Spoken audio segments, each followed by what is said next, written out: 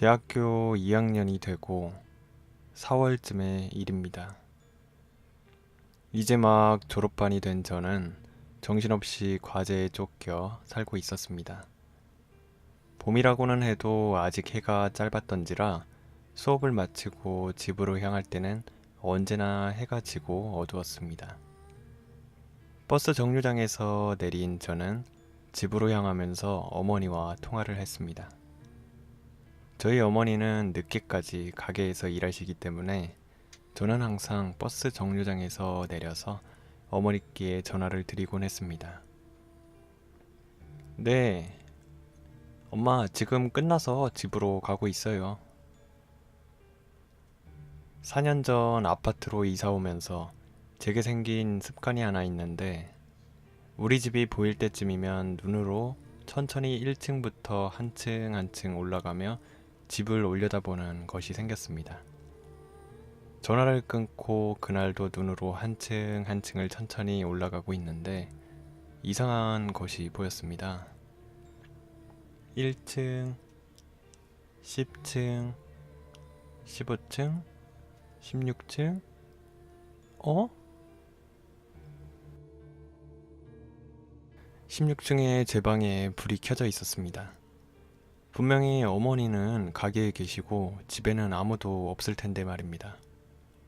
하지만 눈으로 세다 보면 가끔 실수가 있을 수도 있는 것이기에 잠시 발걸음을 멈추고 다시 천천히 세어 보았습니다.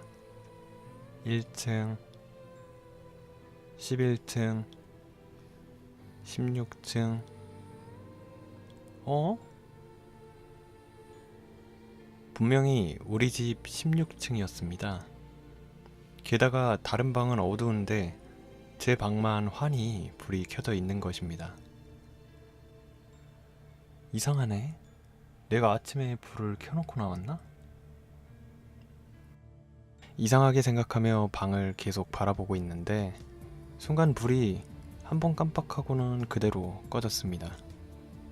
순간 안 좋은 느낌이 들어 그 길로 경비실에 달려가 경비 아저씨께 엘리베이터 CCTV 감시를 부탁드리고 곧바로 집으로 달려갔습니다. 현관문 앞에서 심호흡을 하고 집으로 조심스레 들어갔습니다. 그런데 집 안에는 아무도 없었습니다. 인터폰으로 경비실에 물어보니 제가 올라가기 전후에 엘리베이터를 탄 사람은 없다는 대답이 돌아왔습니다. 일단 집 안에 아무도 없는 것을 확인하고 제 방문을 조심스레 열어봤습니다. 방문을 여는 순간 평소에는 느끼지 못했던 싸늘한 공기가 밀려 나왔습니다. 그 느낌이 너무나도 섬뜩해서 결국 이날은 제 방이 아닌 거실에서 잠을 청했습니다. 그리고 기분이 나빴던 탓인지 다음날 늦게 일어나 허겁지겁 집을 나서는데 무언가가 눈에 들어왔습니다. 저희 어머니는 아기자기한 것을 좋아하시고 토속신앙을 좋아하셔서 작은 장승들을 현관 앞에 두시곤 하셨습니다. 그런데 그 장승들이 모조리 엎어져 있는 것입니다. 이런 일이 있고 며칠간은 제 방에서 자는 것이 꺼림직했지만 한번 마음을 굳게 먹고 목검을 품에 안고 잔 이후로는 별탈 없이 제 방에서 잠을 자고 있습니다. 그렇지만 그 우르르 떨어져 있던 장승들은 지금 생각해도 소름이 끼칩니다.